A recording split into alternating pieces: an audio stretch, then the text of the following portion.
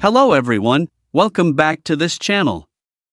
In this video, I will show you the easy and clear steps on how to add an address to the Etsy application. So how to add an address to the Etsy application? Make sure you keep watching this video until the end. Let's get started right away. Firstly, open the Etsy Store app on your Android device. This is the initial screen of the Etsy Store app. Next, tap the profile icon in the upper right corner. This will appear. Next, tap the Settings menu.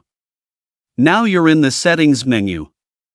Next, tap the Manage Address menu. This will bring up a menu like this. Tap Add a new address. Here, you'll be asked to fill out this form. Enter your full name here.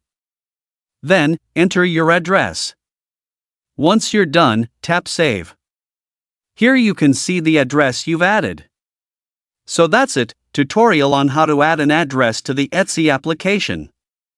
Thank you for watching. I hope this video was helpful. See you in the next video.